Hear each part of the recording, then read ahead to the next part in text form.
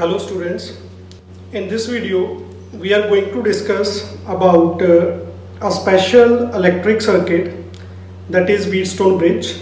See, Wheatstone bridge is a electric circuit which is used to calculate the unknown value of resistance. So it is an electric circuit which is used to measure the value of unknown resistance. See, if we take a look at the history or at the background of this Wheatstone bridge or this electric circuit, it was actually invented by Samuel Hunter Christie in the year 1833. But there were some problems with this circuit. So those problems or the improvements that was done by Sir Charles Wheatstone in 1843. And after that only this electric circuit is known as a Wheatstone bridge, after the name of Sir Charles Wheatstone, because he did some improvements, and after that only this electric circuit became popular. In the initial stages, when this circuit came into limelight, it was used to measure the moisture of soil. Now we will take a look at the electric circuit diagram of this Wheatstone bridge. So here is the circuit diagram for Wheatstone bridge.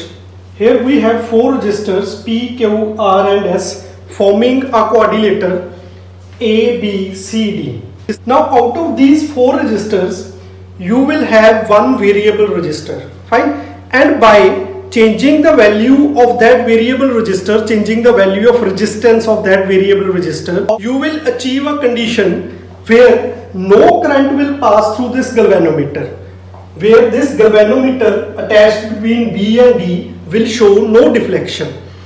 And if galvanometer is showing no deflection, that means no current is flowing through it. That means the point B and point D, these two are at same potentials. Fine. So you will achieve this condition by varying the resistance of any of these resistors. So you can keep one resistor out of these four as a variable resistor, and by varying its value, by changing its value, you can achieve a point where no current is passing through galvanometer, that is point B and point D are at same potential, they are equipotential points. We call Wheatstone bridge in this condition to be balanced. When no current is flowing through this galvanometer, we call that this bridge is now balanced. Now when this bridge is balanced, what happens? The ratios of these resistors, they become equal. That is, the ratio of P by Q will be equal to the ratio R by S. So this is the result that you are going to get when this bridge become balanced. And if out of these four resistors the value of any one resistor is not known, you can calculate it from this relation. Now to prove that at the balanced point, when the bridge is balanced, this equation will be obtained, we can use Kirchhoff's law. Now to use Kirchhoff's law, we will draw the directions of current. Let us suppose I current is flowing in this direction. This current will get divided into two different parts. At this point A, let the current flowing in this direction is I1. Then the current that will flow through R resistor will be equal to I minus I1. Fine. Now this I1 current will reach point B. Similarly, I minus I1 will reach at point D. But when this bridge is balanced, point B and point D, they are at same potential. That means no current will flow through this galvanometer. That means the entire current I1 will pass through Q and the entire current I minus I1 will pass through S. So this is the distribution of current. Now we will apply Kirchhoff's voltage rule to calculate this relation. Now we will use Kirchhoff's voltage rule or Kirchhoff's voltage law. First we will be using this law in loop A, B, B, A. A, B, B, A. By applying voltage law, in this loop ABDA, what we are going to get is minus I1 into P, and when you are moving from B to D there is no current, so we will leave it, and now you are moving from D to A, so it will be positive I minus I1 into R, and this is equal to 0. Now similarly we will be applying Kirchhoff's voltage rule in second loop, that is in loop BCDB. Now applying Kirchhoff's voltage law in BC D and B. Now what we are going to get is minus I1 into Q plus I minus I1 into S, and when you are moving from D to B there is no current, so that is equal to 0. So in this way we are going to get these two equations. Now what we will be doing, we will be dividing these two equations.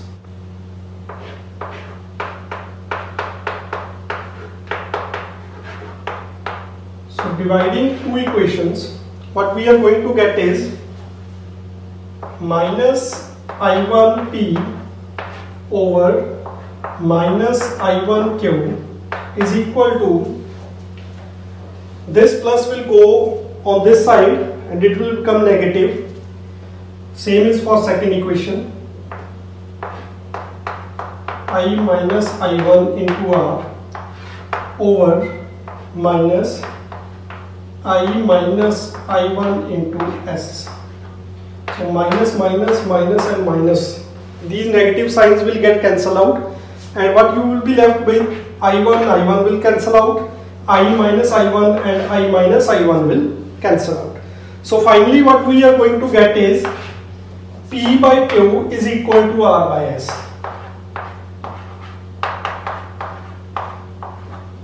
So this is how you can prove that the ratios of these resistances, the ratio of P by Q will be equal to the ratio of R by S. Now from this relation we can easily calculate the value of any one of these resistance if it is unknown, when the values of other three resistances are known. So this is a special electric circuit by which you can calculate the value of unknown resistance. Now we have a device called meter bridge or slide wire bridge, which actually uses this principle of Wheatstone bridge to calculate the value of unknown resistances. So next we are going to study about that meter bridge or slide wire bridge. Here is the diagram for meter bridge. See, as we have discussed that this meter bridge works on the principle of Wheatstone bridge, which we have studied earlier.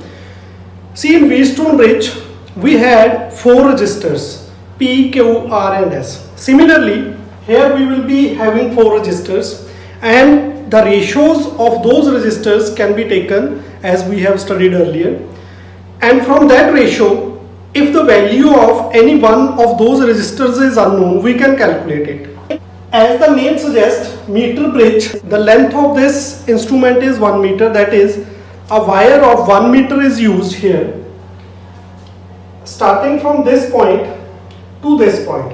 Here you have a wire whose length is 1 meter or 100 centimeter, and above that wire there is a calibration scale which will be used to calculate the length, right?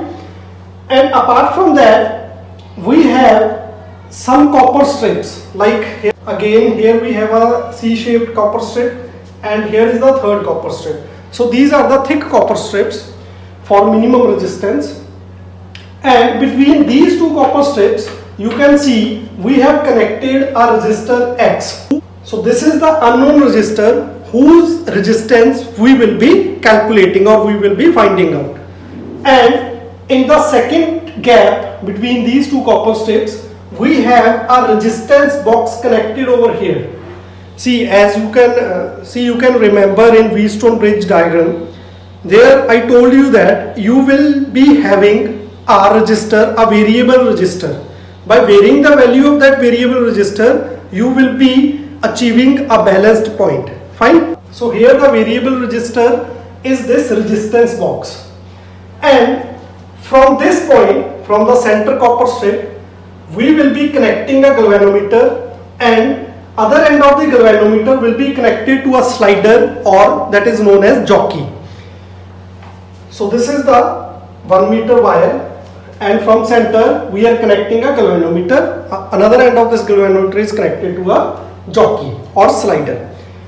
Now, as you can see in this diagram, we have used a battery. Positive end of the battery is connected to one end, and negative end is connected to another end of 100 centimeter wire or 1 meter wire. You may ask that in Wheatstone bridge we used to have 4 resistors, but here you can see, here is the first resistor X, that is unknown. Here is the variable resistance RB, resistance box. But where are the rest of the 2 resistances? The rest 2 resistances that we will get from this 100 centimeter wire. As we know that the resistance of a wire is proportional to its length. You must be familiar with the concept that resistance of a wire is proportional to length of that wire. So by using this concept, we will have third and fourth resistance from this 100 centimeter wire. By setting up this apparatus, what we will do, we will select a particular resistance from a resistance box. After that, we will slide this jockey or this slider, which is connected to galvanometer, on this wire starting from one end. Suppose we are starting from this end. I will be sliding this pointer, this slider or this jockey from this point towards the second end, towards the other end of the wire. So I will be sliding this jockey over here, this slider over here. This slider I will be sliding on this 100 centimeter wire, and I will slide till I get the zero deflection on this galvanometer. Fine. So I will be moving this jockey on this 100 centimeter wire until I get a zero deflection in this galvanometer. Suppose this is that point where our galvanometer stops showing any deflection. Suppose this point is point D. I am considering this point as D. Suppose at point D of this 100 centimeter wire, the deflection shown by galvanometer is 0. So this is the point when we call this meter bridge to be balanced. Now I will be taking this point as point A, this point as point B. And at point D, our galvanometer stops showing any deflection. That means point D is the balance point of this setup or this meter bridge. Now what will happen? As we know, at balance point, the ratios of resistance become equal. So at balanced point,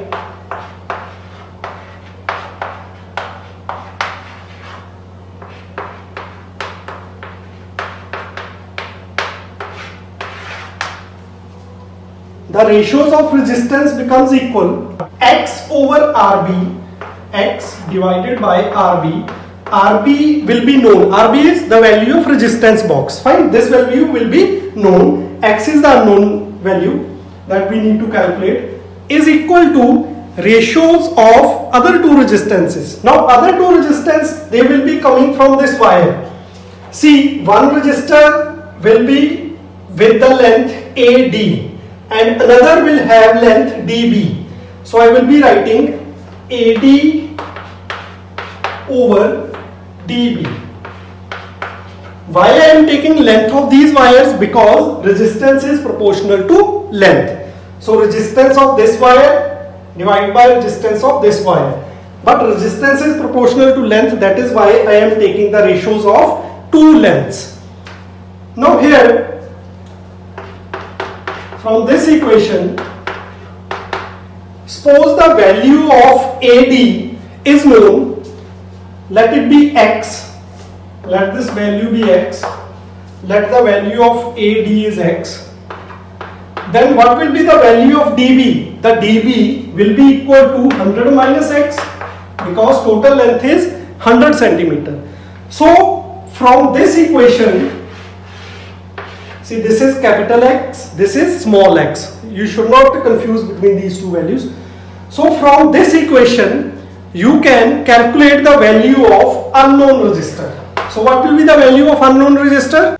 It will be equal to x is equal to small x over 100 minus small x multiply by resistance from resistance box. So by using this equation, we can calculate the value of unknown resistor. So this was the setup for meter bridge or slide wire bridge, and this is the desired formula from where we will be calculating the value of unknown resistor. So students, now we will be solving some numericals based on this meter bridge. So our first question is, in an experimental setup of a Wheatstone bridge consisting of resistances P, Q, R and S, the bridge gets balanced when R is equal to 100 ohm. The bridge gets balanced again for R is equal to 121 ohm when P and Q are interchanged. Find the value of S and the ratio of P by Q. So in this question, we are given that when the value of R resistance is 100 ohm, then the bridge is getting balanced.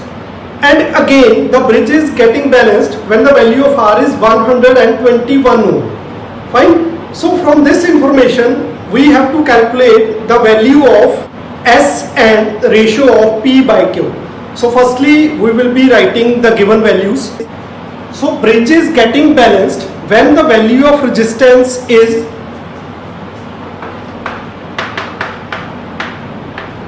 100 ohm. So bridge is getting balanced when the value of R resistance is 100 ohm. So for this value, what we can write for balanced bridge, we have an equation that is P by Q is equal to R by S. Fine. So by using this equation, what we can write, P by Q is equal to value of R is 100 ohm, that is given. The value of S is unknown. We will name it as equation number 1. And after that, it is saying that this bridge is again getting balanced when the value of R is 121 ohm when R is equal to 121 ohm. This bridge is again getting balanced, but if the value of P and Q, the resistors P and Q, if they are interchanged. So what will be our next equation? Our next equation will be, instead of P by Q, we would be writing Q by P. So Q by P, as these two resistors are interchanged, will be equals to R by S. Now the value of R is 121 and value of S is, it will remain S. Now this is the second equation. Now from equation 1 and equation 2, we can calculate the desired values. Now as we need to calculate the value of S and ratio P by Q, these are the two values which we have to calculate. To calculate the value of S, we can directly multiply these two equations with each other. Now when we going to multiply these two equations, what we are going to get is P by Q into Q by P, that is equal to 100 by S into 121 by S. These will get cancelled out and we will be left with S square is equal to 100 into 121, or our S will be equal to 100 into 121, and under root of this value will be equal to 110. Now when we have got the value of S, we can easily calculate the ratio of P by Q from any of these two equations. I will be solving it over here. Now when the value of S is known, from first equation, P by Q is equal to 100 by S. So that is 100 by value of S is 110. So our ratio would be equal to 10 by 11. So in this way we have calculated the value of S as well as the ratio of P by Q. So now moving on to our second question. So here is the question on the screen. In this question we have three parts. Part 1 is, in a meter bridge the balance point is found to be 39.5 cm from end A when resistor Y is of 12.5 ohm. Determine the resistance of X and Y are connections between the resistors in Wheatstone or meter bridge made of thick copper strips. So this is the first part of our question.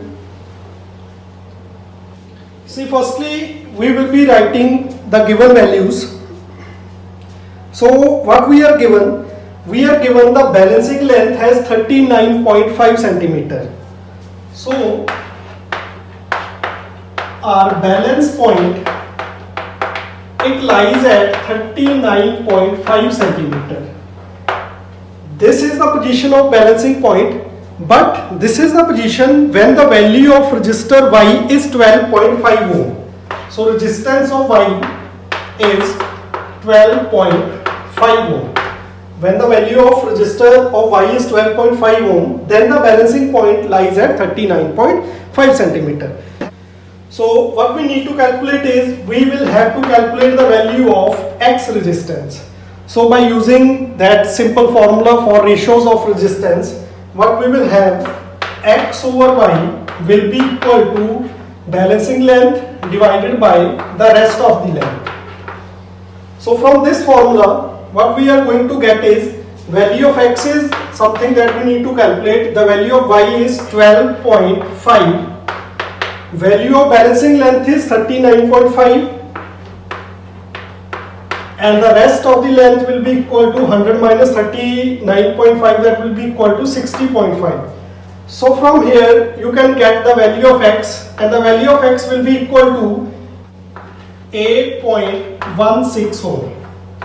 So this will be the value of X resistor. Now in this question it is also asked that why the thick copper strips are used in meter bridge. See, in the diagram of meter bridge there are thick copper strips which are used. See, first thing is, why those copper strips are thick? The reason is, the simple answer is, we know that the resistance of any conductor depends upon its thickness. So if copper strips are thicker, that means they will have low resistance. Fine. So low resistance of copper strips will help us to get the accurate result of unknown resistor. Otherwise, if those copper strips have some sufficient amount of resistance, then it would affect the value of our unknown resistance. Fine. So we will not be getting the accurate value of unknown resistance. So thick copper strips means they will have low resistance. That is why they are used. Another point I want to tell you over here is, the wire from which this meter bridge is made up of, that 100 centimeter wire, that wire is also made up of a special kind of material like magnin. The material from which this wire is made should have low temperature coefficient, so that its resistance should not change by temperature. So the materials with low temperature coefficients are used to make that wire of 100 centimeter. Now moving on to second part of this question. In the second part, he is saying that what will be the value of balance point, which was earlier 39.5, if we interchange the value of X and Y. That means if we interchange the two resistors X and Y. See, what will happen in that case? I will be drawing a diagram. Earlier you had resistor X over here and resistor Y over here. Fine. And you had balancing length equal to 39.5. Now what will happen if you are going to interchange these two resistors? Then the balancing length will also get interchanged. See, this length was earlier 39.5, then this length would have been 60.5. Now if we are interchanging the value of these two resistors, if we are putting Y over here and X over here, what will happen? This length and this length. These two lengths, they will also get interchanged. Now this length will become 60.5 and this length will become 39.5. So if you are interchanging the two resistors, then their respective lengths, they will also get interchanged. The formula you can also say, if you are writing P by Q is equal to R by S, if you are interchanging these two, then these two will also get interchanged. Now moving on to next question, that what will happen if we interchange the positions of galvanometer and battery. So this is the third part of this question. In this part, he is saying that if we interchange the positions of galvanometer and cell, what will happen? And this cell and galvanometer, they are interchanged at balance point. And he is asking that what change would happen and will galvanometer show any deflection or not after the interchanging. Now in this question, I have drawn this diagram for original position. When galvanometer was connected at its original position between B and D and cell was connected between A and C. See it carefully, cell is connected between A and C. I have written it over here. Cell is between A and C. Cell is connected between these 2 points between A and C. And galvanometer, it is connected between B and D. Galvanometer is connected between B and D. So this is the original position.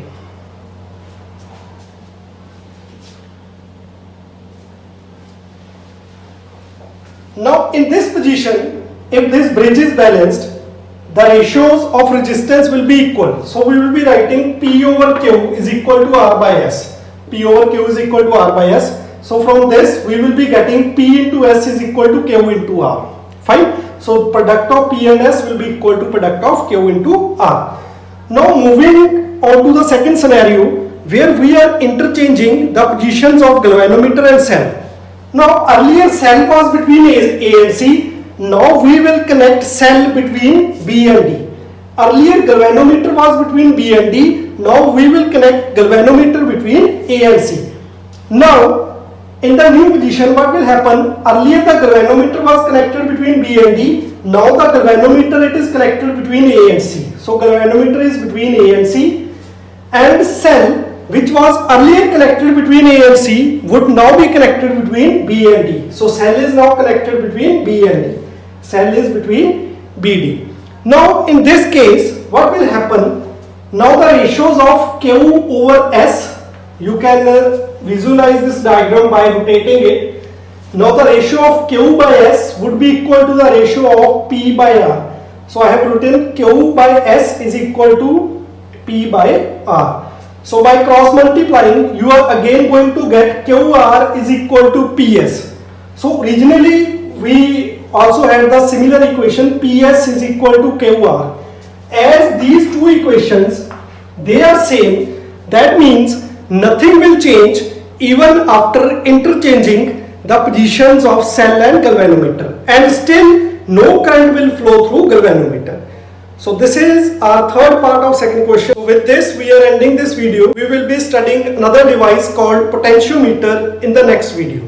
Thank you.